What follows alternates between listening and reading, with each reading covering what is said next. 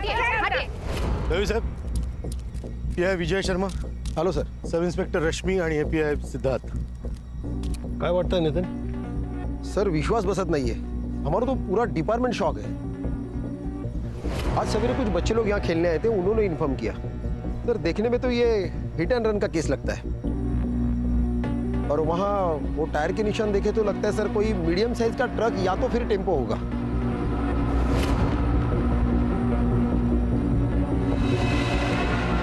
ये hit and run नहीं, murder है. हिट एंड रन के केस में बॉडी पे अक्सर ऐसे टायर के मार्क्स नहीं होते. हिट एंड रन के केस में अक्सर बॉडी पार्ट जैसे ब्रेन, हार्ट, रीढ़ की हड्डी ये डैमेज होता है. इसे किसी ने यहाँ लिटाया है और उसके बाद इस पे ट्रक चलाया है.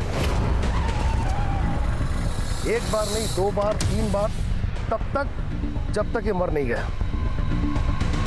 सर बहुत ही बहरे में से मारा है. सर के पीछे वार किया गया और फिर बाद में ट्रक से कुचल दिया गया.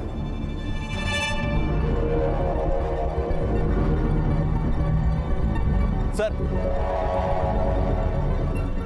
ये फोन मिला है. ठीक से चेक करो इसे. रश्मि, इस केस से जुड़े सारे डिटेल्स चाहिए और संदीप के पर्सनल डिटेल्स भी.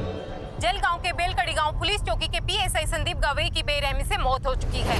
क्या ये हिट एंड रन केस है या फिर उनका मर्डर? पुलिस को उनकी बॉडी एक सुनसान सड़क से मिली. ये पुलिस वाले को कौन मार सकता है?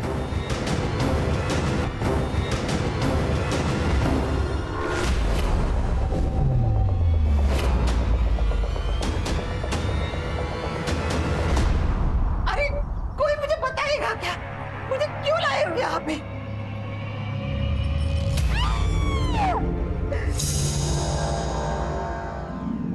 सर, संदीप की माँ ये मानने को तैयार ही नहीं है कि संदीप की मौत हो चुकी है. कैसे मानेगी सर? संदीप के सिवा उसका दुनिया में कोई नहीं था. अगले हफ्ते संदीप की शादी थी. नितिन सर, शादी में सिर्फ लड्डू खाने मत आना. 2 दिन पहले सब काम करने के लिए आना है. हो काकू, पक्का आऊंगा, नक्की. काकू बोल के मस्का मत लगाओ. आना है मतलब आना है. ये देखो मेरा बेटा आ गया. आप लोग नहीं आएंगे ना तो ये शादी के फेरे भी नहीं लेगा. तू यहाँ भी शुरू हो गई. अरे सॉरी आप प्लीज तू चल घरी. अरे मी नाही बोलत होते. नितीन सर हळदीला पण यायचं. अरे मला सांगू दे, असं काय करतो तू? संदीप ऐसे किसी केस में इन्वेस्टिगेशन कर रहा था जिसमें उसकी जान को खतरा हो? नहीं सर, पर हाँ वो प्राइवेटली कुछ ढूंढ रहा था. उसके बारे में मुझे कुछ नहीं पता. हाँ सर, 3 महीने पहले सर का यहाँ पोस्टिंग हुआ था, तब से मैं उनके साथ हूँ. लेकिन मुझे भी पता नहीं चला कि वो आखिर ढूंढ क्या रहे हैं. नितिन, तुम्हारे हिसाब से संदीप ऑनेस्ट, स्ट्रिक्ट और उसूलों वाला इंसान था. फिर ये लुका छिपी क्यों? ऐसा कौन सा केस था जो उसने तुम्हें बताना भी जरूरी नहीं समझा? सर, कल शाम 7:30 बजे प्रिया साठे नाम के किसी लड़के ने संदीप को कॉल किया था. मैंने कॉल लॉग चेक किए तो पता चला कि पिछले 4 दिनों से उनकी कंटिन्यूअसली बातें चल रही थी. संदीप के फोन की पूरी CDR मुझे चाहिए. जी सर. कौन है प्रिया साठे, जानते हो? हाँ सर, उन दोनों के बीच कुछ तो था, पर क्या था वो मुझे पता नहीं. उस दिन मैंने उसे पहली बार देखा था. प्रिया, थांबे, गाड़ी थांबो.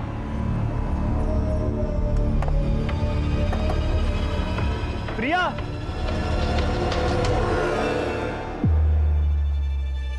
मैंने सर से पूछा कि वो लड़की कौन थी.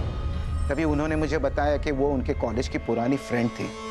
लेकिन दूसरी बार जब मैं ड्यूटी खत्म करके घर जा रहा था, 2 लोग अकेले सुनसान जगह पे हाथ पकड़ के बैठे रहेंगे तो इसका क्या मतलब हो सकता है सर?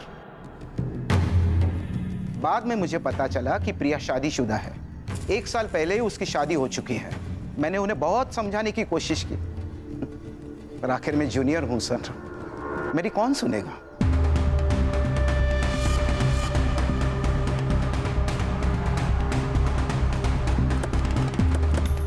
तुम्हारा संदीप के साथ क्या रिश्ता था? हम कॉलेज के दोस्त थे. कॉलेज के बाद किसी से कांटेक्ट नहीं था. हम दोनों भी अभी कुछ हफ्तों पहले ही मिले थे. तुम्हारे पति को पता है तुम्हारे और संदीप के बारे में? नहीं, मैंने उन्हें कभी नहीं बताया. क्यों? क्योंकि मुझे जरूरी नहीं लगा. संदीप और मैं दोस्त है, इससे आप लोगों को क्या प्रॉब्लम है?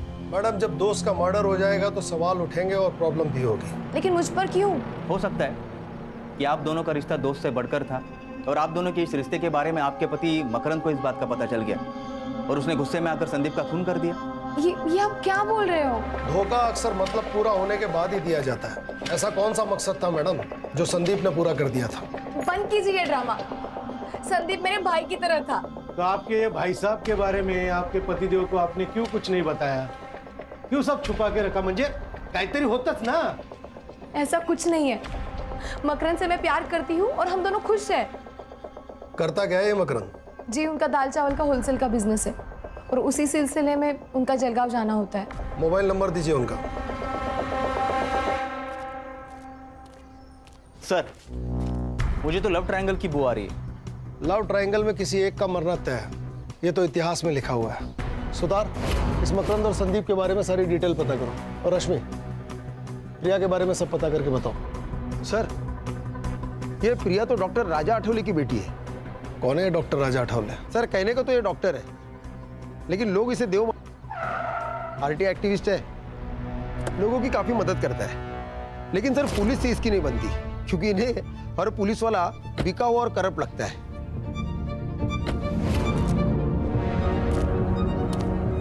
अरे राजा साहब, आप क्या हुआ? क्या हुआ तुम्हें नहीं पता? जब जनता का सेवक ही जनता की सेवा ना करे तो मुझे तो आना ही पड़ेगा ना। ये मंजरी है, इसके पुरखों की जमीन को एक लोकल गुंडा हड़पना चाहता है। इसने कंप्लेंट दी पर तुम लोगों ने कोई एक्शन नहीं लिया।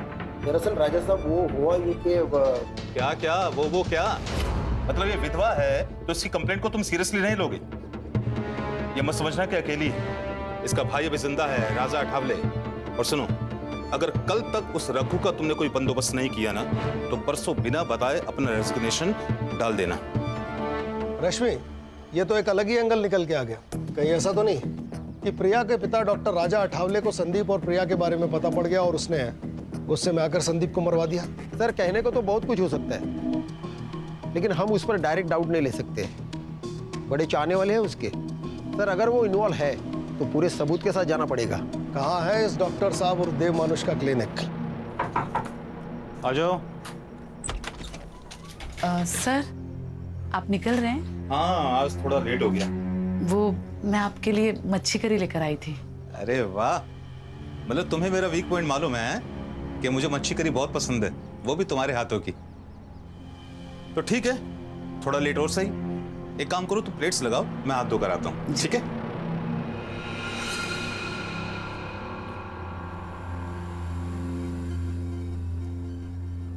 अरे वाह, खुशबू तो बहुत अच्छी आ रही है।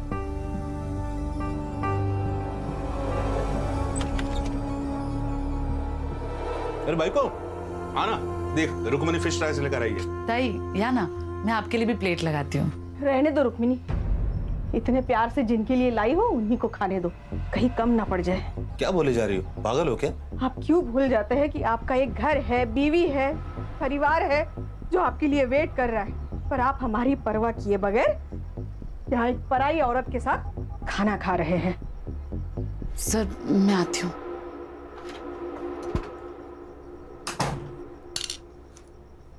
मेघा, बोलने से पहले सोच तो लिया करो। वो एक विधवा है, उसकी कोई फैमिली नहीं है। अपने पैरों पर स्टैंड हो जाए इसलिए मैंने उसे नौकरी दी, इज्जत की जिंदगी दी। तो तुम हम दोनों के बारे में, शर्म आती है मुझे तुम्हारे ऊपर। तो क्या कहूँ, सुबह क्लिनिक के लिए जल्दी चले जाते हो, रात में लेट आते हो। पेशेंट होते हैं मेघा, इसलिए देर हो जाती है। गंद भरा है तुम्हारे दिमाग में, निकालो से बाहर।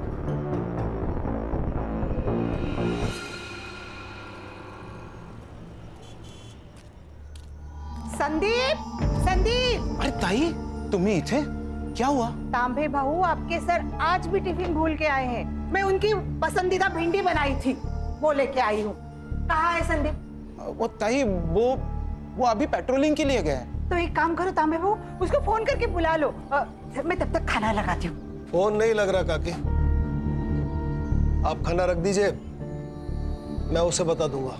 फोन नहीं लग रहा है? ठीक है। बड़ी साहब, आप ना उसे याद से खाना खाने के लिए बोल देना, भूल जाएगा नहीं तो। तांबे भाऊ, खीर खायची? सर, आपने झूठ क्यों बोला? उन पर क्या बीत रही है इसका अंदाजा हम नहीं लगा सकते। कभी कभी दिल से भी सोचना पड़ता है। सर, संदीप के पहले और कुछ अभी के केसेस देख रहा था। देखिए क्या हाथ आया। देव मानुस ने मेरा बलात्कार किया है। किसने की है ये कंप्लेन? सर, वो तो मालूम नहीं, क्योंकि ये कंप्लेंट शिकायत पेटी में पड़ी थी। लेकिन जिस औरत ने ये कंप्लेंट की वो सामने आई ही नहीं। संदीप सर ही इस केस का इन्वेस्टिगेशन कर रहे थे। राजा साहब को छोड़ दो। अरे उन्होंने कुछ नहीं किया। क्या कहा? किसी ने मेरे खिलाफ रेप की कंप्लेंट की? हाँ। अच्छा, एक काम कीजिए, जिसने कंप्लेंट की है उसको यहाँ पुलिस स्टेशन में अभी बुलाइए। सच का सच और झूठ का झूठ सब क्लियर हो जाएगा। देखिए, हम उसे यहाँ नहीं बुला सकते। सर, बाहर बहुत सारी औरतें आई है, नारे लगा रही है, धमकी दे रही है, इन्हें छोड़ने के लिए कह रही है। सर, मुझे डर लग रहा है कहीं वो औरतें अंदर ना आ जाए। छोड़ो, छोड़ो। राजा साहब को छोड़ दो, उन्होंने कुछ नहीं किया है। ऑफिसर, मेरे पति को सब लोग देव मानुस कहते हैं और आप उन्हीं पर गलत इल्जाम लगा रहे हैं। देखिए, मैं सिर्फ अपना काम कर रहा हूँ। इनके खिलाफ कंप्लेन आई है तो इंक्वायरी के लिए इन्हें यहाँ बुलाना पड़ा। इंस्पेक्टर साहब बिल्कुल सही कह रहे हैं। तुम सभी लोग बाहर जाओ, चलो बाहर जाओ, चलो। इंस्पेक्टर साहब, पूछिए, आपको जो कुछ पूछना है। पूछताछ हुई पर कुछ हाथ नहीं लगा। जिस लड़के ने कंप्लेंट की थी वो सामने आई ही नहीं। और फिर केस बंद हो गया। क्या करें सर, इस शहर के आधे लोग डर की वजह से कंप्लेंट ही नहीं करते। ये भी तो हो सकता है कि तुम जैसे डर कह रहे हो हालात वही हो। लेकिन सर, ये भी तो हो सकता है कि वो कंप्लेंट ही झूठी हो। मेरा मतलब है हर अच्छा काम करने वाले आदमी के दुश्मन भी बहुत सारे होंगे। और सर, आजकल तो हर कोई लड़की ये कहती है कि मेरा रेप हुआ है। क्या बात कर रहे हो सिद्धार्थ? कोई लड़की ऐसा झूठ नहीं बोल सकती, उसके लिए बहुत बड़ी बात है। रश्मि मैडम, फेक एलिगेशंस के कितने केस आते हैं हमारे पास, और इन लड़कियों के फेक एलिगेशंस की वजह से कितने ही लड़कों की जिंदगी बर्बाद होते हुए देखी मैंने अपनी आंखों से। इसका मतलब है हर लड़की झूठी है? मैंने ये तो नहीं कहा ना, मैंने तो बस इतना कहा कि हर लड़की सच्ची नहीं होती, बस। देखो तुम ज्यादा बस साला, हर जगह शुरू हो जाते हो। जब से इंक्वायरी शुरू हुई है तब से इस देव मानुस का नाम दूसरी बार आया है। इसकी और इसके फैमिली की पूरी कुंडली चाहिए मुझे। Yes sir. ये लो। वाओ, कैसे लगे? बहुत खूबसूरत है बाबा। अभी कहाँ खूबसूरत, ये दिखाओ। खूबसूरत तो अब लगेंगे बेटा। अच्छा बताओ, कॉलेज कैसा चल रहा है तुम्हारा? कॉलेज? आई को क्या हुआ? आई, क्या हुआ तुझे? तू ऐसे गुस्सा होकर क्यों आ गई आई? अरे कुछ नहीं हुआ, ये तेरी आई मुझसे गुस्सा है। क्या है ना, उससे लगता है कि मैं तुझे टाइम नहीं दे पाता। आई, ये सब बाबा अपने लिए ही तो करते हैं ना, सब इन्हें देव मानुस बोलते हैं, पर मेरे लिए तो मेरे बाबा एकदम सुपर हीरो जैसे हैं। तुझे कॉलेज के लिए लेट नहीं हो रहा है? ओ हाँ, मैं बैग लेकर आई। हाँ ठीक है बेटा, जल्दी आना, मैं तुम्हें ड्रॉप कर दूंगा ना। वो चली जाएगी। आते आते दीदी के घर होते हुए आऊंगी। बाय। चलो बाबा, चलो। हाँ चलो चलो, आओ। चलो मेघा, शाम को मिलता हूँ। देख, तू अच्छे से पढ़ाई करेगी ना, मैं तेरा एडमिशन मुंबई के सेंट मेरी कॉलेज में कराऊंगी। फिर तू मुंबई में रहेगी और वहीं से पढ़ाई करेगी। अरे दीदी, लेकिन उसके लिए तो कितने सारे पैसे चाहिए ना, हम कहाँ से लेंगे इतने सारे पैसे? तो उसकी चिंता मत कर, मैं मैनेज कर लूंगी। बस तू पढ़ाई पे ध्यान देना। और चाहिए? नहीं दीदी, बस हो गया।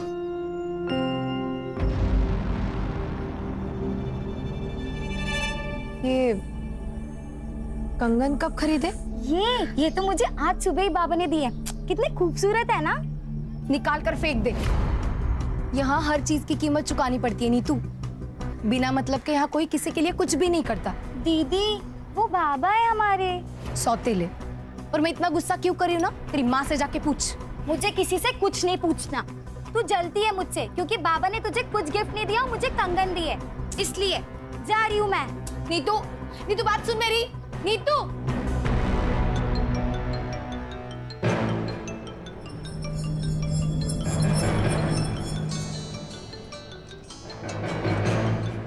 हेलो। देखकर अनदेखा अच्छा कर लेती है तू माँ है या चुड़ैल? शर्म नहीं आती तुझे? प्रिया, तुम शांत हो जा। कैसे शांत रहूं आई?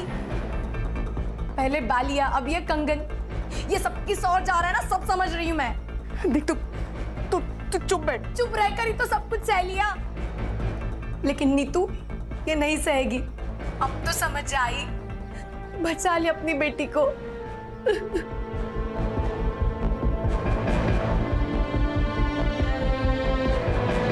पोस्टमार्टम रिपोर्ट के अनुसार संदीप की मौत रात को 11 से 3 बजे के बीच हुई। एक्सीडेंट? नहीं सर, सर आपने बिल्कुल ठीक कहा था। यहाँ सर के पीछे वार किया गया था सर, और सर बेहोशी की हालत में उसके ऊपर ट्रक चलाया गया तब तक जब तक कि वो मर नहीं जाता। कौन कर सकता है ये सब? प्रिया, मकरंद या फिर डॉक्टर राजा अठावले?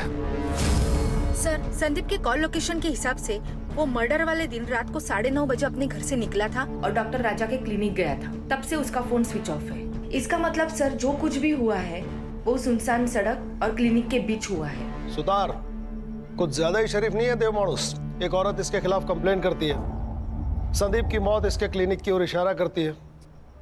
सर, ऐसे साधु संत बाबा बहुत देखे हैं मैंने जिंदगी में। एक बुरा काम छुपाने के लिए 10 अच्छा काम करेंगे। सर, अगर ये दोषी हुआ ना तो सबसे पहले इसको मैं ही मारूंगा सर। मैं मारूंगा? आपको लगता है संदीप को मैंने मारा? हो सकता है। उस दिन रात 10 बजे संदीप आपकी डिस्पेंसरी के आसपास था, फोन भी यहीं बंद हुआ। जो कुछ हुआ यहीं हुआ। देखिए, मेरा क्लिनिक मार्केट के बीचों बीच है, और जहां तक मेरी बात है, मैं लगभग रात को 9:40 पर एक पेशेंट विजिट पे गया था। पेशेंट का नाम? शोभा वैद्य। रश्मि, शोभा वैद्य से मिलो और इस डॉक्टर अठावले की उस रात की लोकेशन वेरीफाई करो। या तो ये बहुत बड़ा शातिर है या फिर सच में देव मानुष। हो सकता है कि सर शिकायत पेटी की कंप्लेंट जेन्युइन हो और उसका इस केस से कोई रिलेशन ही ना हो सकता है।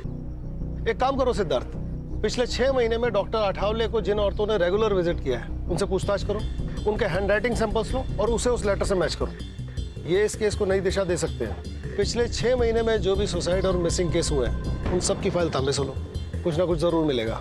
समझ गया सर। सुधरो, चला। रश्मि, मकरंद का कुछ पता चला? जलगांव में ही है या कहीं और?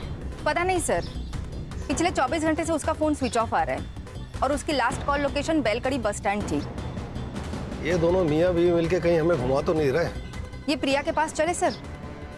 तुम जाओ और जो मैं कहता हूँ वो बोलो। मुझे नहीं पता मकरंद कहाँ है। और तुम्हें कोई परेशानी नहीं है? मतलब तुम्हारा पति गायब है पर तुम्हारे चेहरे पे कोई चिंता नजर नहीं आ रही है। प्रिया, तुम संदीप को अपना दोस्त मानती थी ना, तो यही वक्त है अपनी दोस्ती निभाने का। मैं जानती हूँ संदीप के जाने का सबसे बड़ा दुख तुम्हें हुआ है। कुछ तो गलत हुआ है उसके साथ। वो बहुत खुश था। तू ही चॉइस कर ले यार। संदीप, मैंने सिर्फ उसकी फोटो देखी है, मैं तुम्हें सजेस्ट कर सकती हूँ। चॉइस तो तुम्हें ही करना पड़ेगा। हम एक काम करते हैं, ये तीनों ले लेते हैं। अच्छा, इतना प्यार?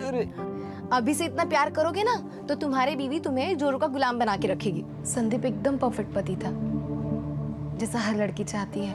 क्या तुम्हारे और मकरंद के बीच में कोई प्रॉब्लम्स थे? मुझे ऐसा लग रहा है कि तुम मकरंद के साथ खुश नहीं थी। बोलो प्रिया, मैं यहाँ तुम्हारी मदद करने आई हूँ। हमारी शादी को 1 साल हो चुका था। मकरंद बच्चे के लिए एकदम डेस्परेट हो गया था। एक दिन हम डॉक्टर के पास चले गए तो पता चला कि प्रॉब्लम मुझ में है। मैं उसे बच्चा नहीं दे सकती थी। उसी दौरान संदीप की पोस्टिंग यहाँ पर हो गई थी। उसे मैं अपने सारे प्रॉब्लम्स बताती थी, लेकिन मैं जानती थी कि मकरंद इस बात को नहीं समझेगा। इसलिए संदीप के बारे में मैंने उसे कभी कुछ नहीं बताया। संदीप का मर्डर और मकरंद का गायब होना, इसमें कुछ तो कनेक्शन हो सकता है प्रिया। तुम जानती हो मकरंद कहाँ हो सकता है? मकरंद का हमेशा जलगांव आना जाना होता है। वहां पर उसका जो दोस्त है अजित देशमुख, शायद उसे कुछ पता हो। देखो सर, इन दोनों की हैंडराइटिंग भी मैच नहीं हो रही। सर, मेरी उत्तरा बीमारी से तंग आ गई थी सर। रात भर रोती थी, उसे जीना ही नहीं था, इसलिए उसने खुदकुशी कर ली। उत्तरा राजा अठावले की पेशेंट थी। हो सकता है कि बात कुछ और हो। 1 मिनट, आप राजा साहब पर शक कर रहे हो? अरे देव मानुस है वो। मैं आज जो स्कूल में क्लर्क की जॉब कर रहा हूं ना, उनकी वजह से मुझे और उत्तरा को हमारे बुरे समय से उन्होंने निकाला था। देखिए सर, मुझे इस बारे में आपसे कोई बात नहीं करनी। आप प्लीज जाइए। मेरे पति को मरे बहुत साल हो गए सर। ये कौन सा एप्लीकेशन फॉर्म है? क्या है ना मैडम, हम ग्राम पंचायत से आए हैं। वो क्या है ना, सरकारी कामकाज रहता है, तो रोज नए नए फॉर्म, नए नए कागज लगते रहते हैं। बस अब हाँ, आप बस ये फॉर्म भर कर दीजिएगा, बाकी हम लोग देख लेंगे। हाँ ये लीजिए। बस हाँ।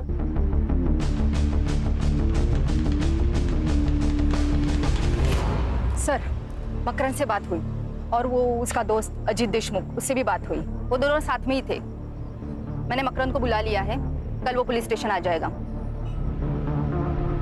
अरे बैठ ना मकरंद, सुधर भाऊ दांड का जरा आपलं. आलो क्या रे हाँ 3 दिवसापासून फोन बंद करूं बसलायस. तेरे को क्या लगा तू फोन बंद करके बैठेगा तो तेरे को हम भूल जाएंगे? हाँ तेरे को पकड़ नहीं पाएंगे. बोल सच सच बता, क्यों भागा था घर से? क्या करता मैं उस घर में रहकर? मुझे उस प्रिया की शक्ल भी नहीं देखनी थी. उसने धोखा दिया है मुझे और मेरी फैमिली को.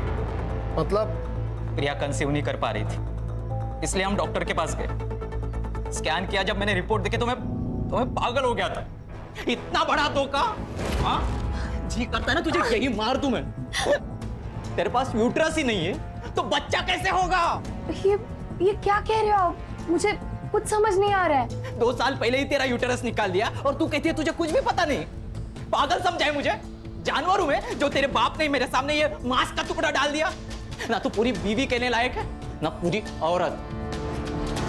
जो औरत बच्चा पैदा नहीं कर पाए वो औरत कहलाने के लायक नहीं. तो जैसे लोगों के लिए अलग अस्पताल होना चाहिए, इलाज की जरूरत तुझे है. देखिए सर, ये सारी बातें है ना आपकी शहर में ठीक है, लेकिन हमारे यहाँ शादी के बाद अगर बच्चा ना हो तो वो शादी नहीं मानी जाती. अच्छा, तो अधूरी शादी को पूरा करने के लिए अफेयर किया तूने? क्या बकवास कर रहे हो आप? ये सब अरे सर रहने दीजिए. अरे मैं देखता हूँ ना इसे. अरे बकना आगे और उसके बाद उल्टा जवाब दिया ना समझ लेना. बताता हूँ. प्रिया से दूर रहने के लिए मैं मेरे दोस्त अजीत के पास सातारा में रहने गया. वहाँ मेरी मुलाकात अजीत की बहन कविता से हुई. हम दोनों एक दूसरे से प्यार करने लगे और हमने शादी करने का फैसला किया. मुझे प्रिया से और प्रिया की फैमिली से कोई दुश्मनी नहीं है. बस मुझे खुश रहना है. तू जानता था संदीप और प्रिया की दोस्ती के बारे में? अगर मुझे उन दोनों पर शक होता तो सबसे पहले मैं प्रिया को मार देता, संदीप को नहीं, क्योंकि प्रिया ने मुझे फंसाया है, संदीप ने नहीं. अगर उन दोनों में कुछ होता भी ना तो सबसे बड़ी खुशी मुझे होती. जान तो छुट्टी उस प्रिया से. ठीक है जा. और सुन, कितना भी जरूरी काम हो, बेल कड़ी छोड़ के जाने की गलती मत करना. ठीक है सर. मकरंद सच कह रहा है. मैंने उसकी जिंदगी खराब की है, लेकिन मुझे सच में नहीं पता था कि मेरा गर्भाशय निकाला गया है. तुम जानती हो ये मुमकिन नहीं है. मतलब तुम्हारा ऑपरेशन हुआ और तुम्हें पता ही नहीं चला? वो मैं प्रेग्नेंट थी.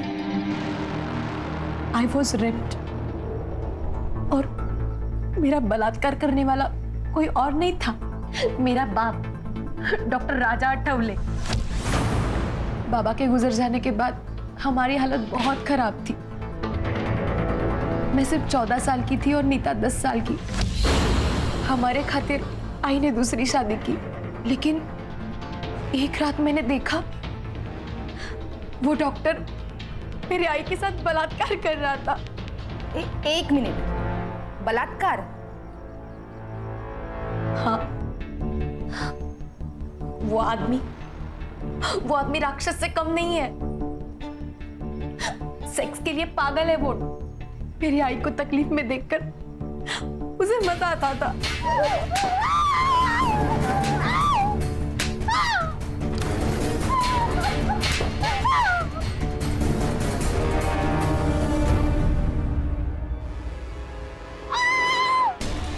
वो चीखती थी, चिल्लाती थी, लेकिन वो रुकता नहीं था. मुझे उससे बहुत डर लगता था. जब मैं 16 साल की हुई तो वो मेरे लिए नए नए गिफ्ट लाता था. मुझे लगा वो शायद बदल गया है, लेकिन नहीं, मैं गलत थी. बाबा क्या हुआ?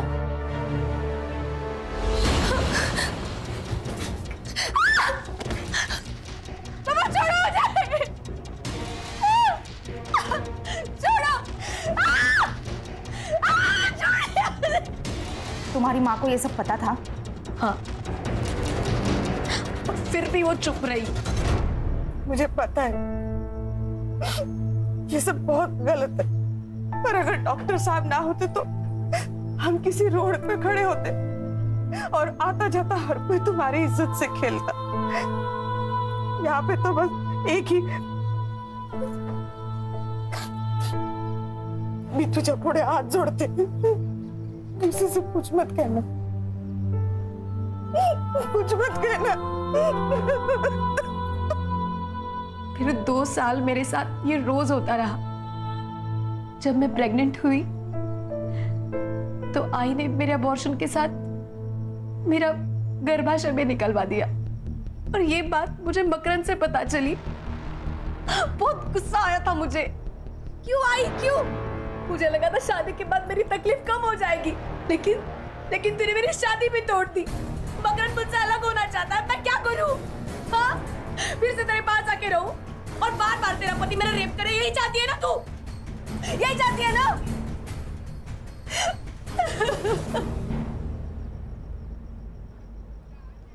कोई साथ में नहीं था मैडम, किसको बताती? तभी मेरी मुलाकात संदीप से हुई। मैं उसे सब कुछ बताती थी, उसी के सामने रोती थी। चुप रहकर कुछ नहीं मिलेगा प्रिया, तुम्हें बोलना पड़ेगा।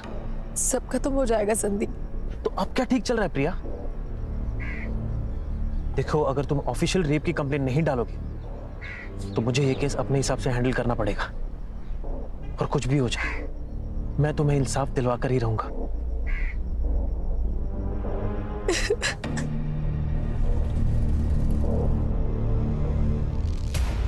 वो मुझे इंसाफ दिलाना चाहता था। इसके पहले ही संदीप कुछ करता, किसी ने डॉक्टर के खिलाफ रेप की कंप्लेंट शिकायत पेटी में डाल दी, केस फाइल हुआ, लेकिन हुआ कुछ नहीं। इसलिए मैंने उसको सब सच सच बता दिया। डॉक्टर राजा आठवले असल में डॉक्टर है ही नहीं। आई ने मुझे बताया था कि वो सतारा में लैब टेक्नीशियन था। 12 साल पहले वो जलगांव आया और फिर उसने डॉक्टर की प्रैक्टिस की है। संदीप इसी की इन्वेस्टिगेशन कर रहा था।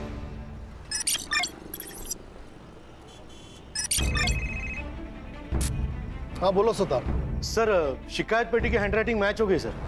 किसके साथ? शोभा वैद्य, जिससे मिलने उस रात राजा आठवले गया था।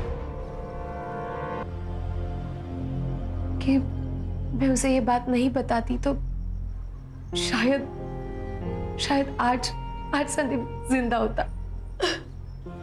ये सब कुछ मेरी वजह से ही हुआ है। सब कुछ मेरी वजह से।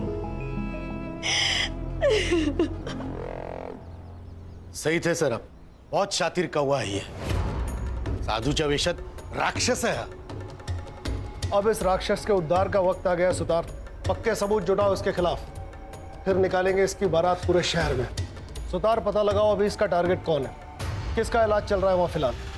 रश्मि, अगर संदीप को यह पता था कि यह डॉक्टर फेक है तो उसने इसके खिलाफ मेडिकल काउंसिल में कांटेक्ट किया होगा। पता लगाओ। Yes sir. हैंडराइटिंग के बारे में कुछ पता चला? अपने हैंडराइटिंग एक्सपर्ट उस पर काम कर रहे हैं, वो भी मिल जाएगी सर। टाइम नहीं है। अगर सबूत मिलने से पहले डॉक्टर गायब हो गया तुम सबको गायब कर दूंगा। आप लोग यहाँ सब गप्पे मार रहे हैं, मेरी बेटी की शादी है।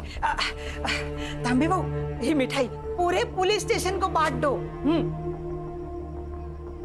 बड़े साहब नमस्कार, मेरे संदीप की शादी का कार्ड है, लीजिए। पूरे परिवार के साथ आना है, कोई भी बहाना नहीं चलेगा। नितिन साहब, एक दिन पूरे पुलिस स्टेशन को छुट्टी, और एक दिन पुलिस स्टेशन को छुट्टी दी तो कोई पहाड़ नहीं टूटने वाला। आप सब लोग ना शादी में आना। और संदीप भी ना कहाँ चला गया पता नहीं, सारे काम मुझे करने पड़ रहे। ए साधना, तू पढ़ेगा लगना ला। सर ये कुछ ज्यादा ही नहीं हो रहा है सर। इनके दिमाग से वो सदमा निकालना होगा, नहीं तो बेचारी सारी जिंदगी भर संदीप का इंतजार करती रहेगी वो। सर, इन्होंने तो अभी तक संदीप की बॉडी भी क्लेम नहीं की है।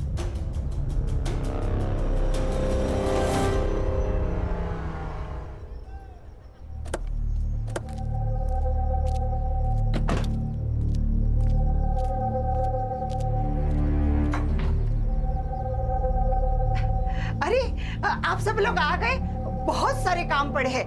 मुझे ना खाना बनाने वाले के पास भी जाना है। और तांबे भाऊ, शादी के दिन आपको ही गाड़ी सजानी है। हाँ, और ना क्या मैं लाल बत्ती की पुलिस की गाड़ी में थोड़ी ना मैं बहू को लेके आऊंगी। आप दोनों को काम करने के लिए आना है। अरे तुम इथे काय उभे आहात? हाँ,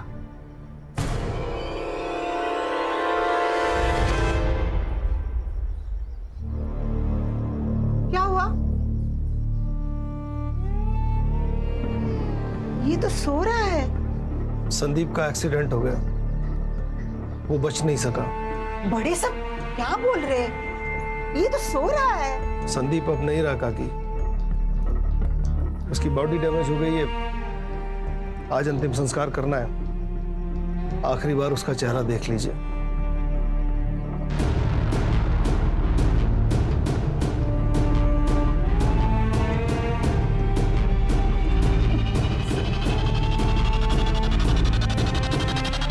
संदीप, संदीप, मेरा बच्चा,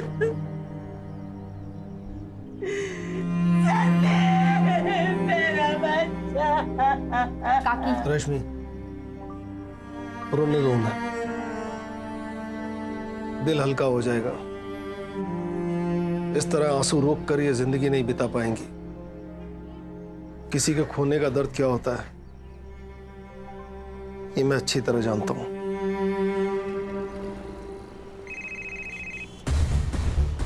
हाँ बोलो सुतार।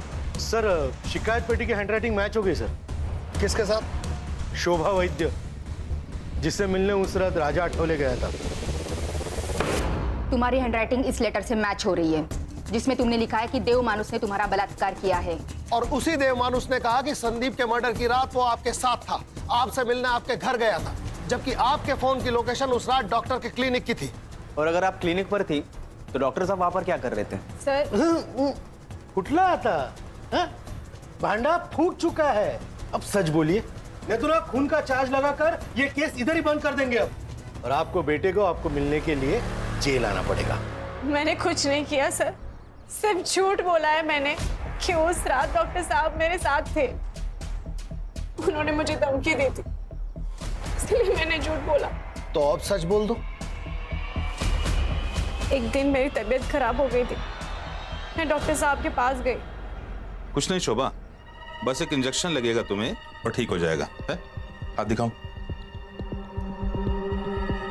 बस सब ठीक। अब तुम्हें आराम ही आराम मिलेगा।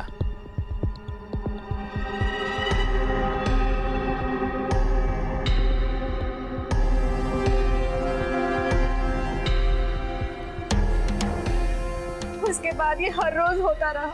तो तुमने पुलिस स्टेशन आके कंप्लेंट क्यों नहीं की? हमारी हालत बहुत खराब थी, मैं खाने तक को पैसे नहीं थे। डॉक्टर साहब आते, मुझे पैसे देते थे, और उसके बाद मुझे अपने आप से घिन आने लगी।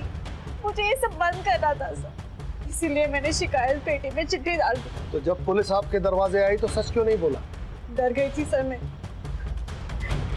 कि अगले दिन अगर डॉक्टर साहब छूट के आ जाते वो मुझे भी मार डालते। मुझे भी? मतलब? उस रात डॉक्टर साहब ने मुझे क्लिनिक बुलाया था, वहां संदीप सर भी आए थे। डॉक्टर का धर्म होता है जिंदगी देना, जिंदगी लेना नहीं। पर ये तू नहीं समझ पाएगा क्योंकि तू डॉक्टर है ही नहीं। इंक्वायरी की है मैंने तेरी, ये जो डिग्रियां लटकाई हुई है ना सब फेक है। कौन यकीन करेगा रे तेरा? देव मानुस है मैं, देव मानुस। दबाओ यहां से, तेरा पैसा पहुंच जाएगा स्टेशन में। अपनी बेटी का बलात्कार कर दिया, उसका यूट्रस निकाल दिया ताकि वो फिर से प्रेग्नेंट ना हो पाए। तू देव मानुस नहीं है, तू राक्षस है, राक्षस।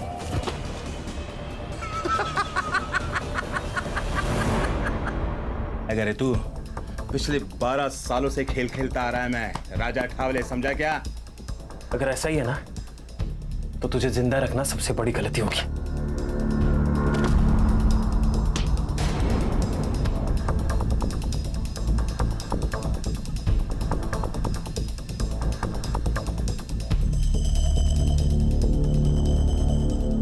को डर रही है हैं?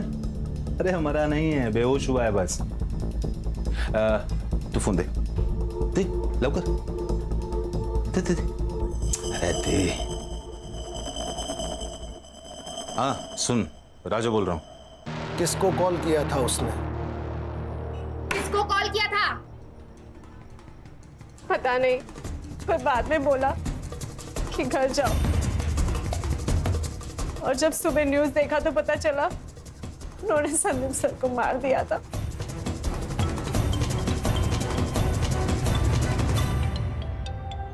उठाओ, लाउड स्पीकर पे लो। क्लिनिक पर अभी कोई नहीं है, जल्दी आ जाओ अभी तुरंत।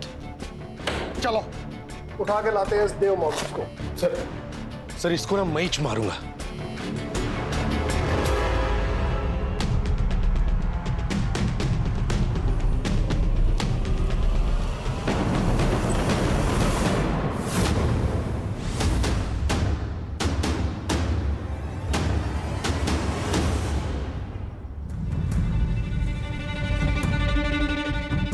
Sir, he is no more.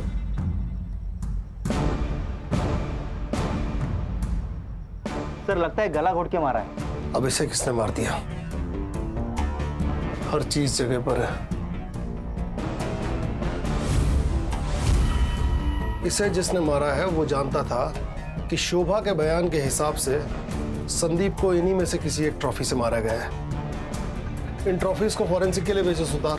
Yes sir. Sir Raja ने शोभा को कॉल किया था और उसके 2 मिनट बाद इस सेल पर और एक फोन आया था। किसका?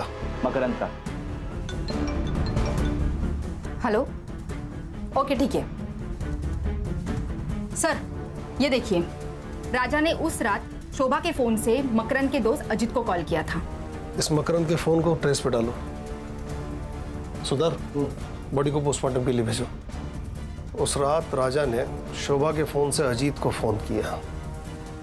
अजीत का फोन मकरंद ने उठाया क्योंकि अजीत और मकरंद दोनों साथ थे और मकरंद यहां उसकी मदद करने आ गया। सर, मकरंद की लोकेशन मिल गई है। प्लीज मुझे मत मारो मकरंद, प्लीज मत मारो। दूरी तो भेज रहा हूँ तुम्हें मैं, तुम्हारे बाबा के पास। मुझे जो चाहिए था वो तुम दे नहीं सकती, और तुम्हारे बाप से जो चाहिए था वो मुझे मिल चुका है। अब तुम्हारा जिंदा रहने का कोई भी मतलब नहीं है। हाँ, अगर मुझे और कविता को खुश रहना है तो तुम्हारा मरना जरूरी है। Good bye. मकरंद, छोड़ दो उसे। चल, ठीक हो? चल।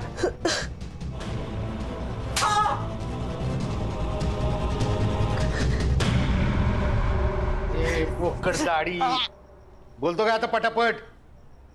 मैंने और कविता ने शादी करने का फैसला ले लिया था, लेकिन मेरा बिजनेस ही अच्छा नहीं चल रहा था और ये बात अजीत को पता थी। उसने तो मेरे सामने शर्त ही रख दी थी, अगर मेरी बहन के साथ शादी करना चाहते हो तो तुम्हें 25 लाख रुपए जुटाने पड़ेंगे। मैंने तो टेंशन के मारे घर ही जाना छोड़ दिया था, लेकिन मुझे प्रिया का कॉल आया था।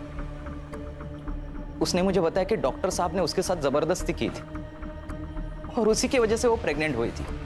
लेकिन ये बात जब डॉक्टर को पता चली तो उसने उसका यूट्रस ही निकाल दिया था। लेकिन ये सारी बातें सुनकर मेरे दिमाग में पैसा कमाने का रास्ता नजर आया। मेरा बलात्कार करने वाला कोई और नहीं था, मेरा बाप डॉक्टर राजा अट्ठावले। अच्छा हुआ ना मैं कॉल रिकॉर्ड करता हूँ, नहीं तो ये एटीएम कार्ड मेरे हाथ में कैसे लगता। अब जब जब मैं बोलूं तब तब मुझे पैसे देते रहना। नहीं, टेंशन की कोई बात नहीं है, मैं किसी को कुछ नहीं बताऊंगा। लेकिन हाँ, अगर मुझे पैसे नहीं मिले तो ये ऑडियो क्लिप वायरल हो जाएगी, फिर तुम और तुम्हारी बेटी दोनों मिलकर खुदकुशी करना। हर महीने मुझे पैसे मिलते रहे और मैं जुटाता रहा, लेकिन प्रिया मुझे बार बार कॉल करके तंग करती रहती है, इसलिए सातारा जाने के बाद मैं फोन ही बंद कर देता था। उस रात डॉक्टर साहब का कॉल अजीत को गया था। हाँ सुन, राजा बोल रहा हूँ। एक काम है तुझसे, 1 घंटे में 10 लाख कमाएगा? हाँ, कैसे? एक बॉडी को ठिकाने लगाना है, एक्सीडेंट लगना चाहिए। हाँ ठीक है।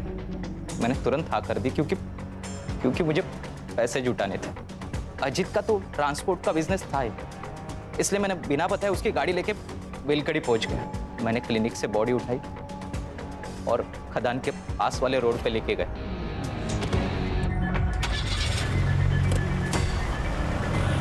मैं वहां से सातारा लौट गया। सुबह जब मैं बेलकड़ी पहुंचा तो मुझे पता चला कि वो एक पुलिस वाला था। जलगांव के बेलकड़ी गांव पुलिस चौकी के पीएसआई संदीप गवई की बेरहमी से मौत हो चुकी है। डॉक्टर साहब ने मेरे साथ बहुत बड़ा गेम खेला था। उसकी आइडेंटिटी मुझसे छुपा कर रखी थी। डॉक्टर राजा तुझे बाद में भी पैसे देता था ना, सोने का अंडा देने वाली मुर्गी को मार क्यों दिया? मुझे टिप मिली थी। डॉक्टर साहब ने अपनी जमीन बेचकर 3.5 करोड़ रुपए जमा किए थे, लेकिन जो खरीदार था उसकी एग्रीमेंट होने से पहले ही मौत हो चुकी थी। तो बेसिकली ये पैसा ब्लैक हो चुका था। मैंने सोचा क्यों ना पैसा ये मेरा हो जाए, इसलिए मैंने वो पैसा डॉक्टर साहब से कैसे निकालूं ये प्लान बनाया। मकरंद, मैं तुम्हें 10 लाख रुपए दूंगा, 1 लाख रुपए एक्स्ट्रा भी दूंगा। अरे नहीं चाहिए तुम्हारे 10 लाख मुझे तुम्हारे 3.5 करोड़ रुपए चाहिए। 3.5 करोड़? हाँ, जो तुमने मुझे धोखा दिया है ना, उसका फुल एंड फाइनल अमाउंट।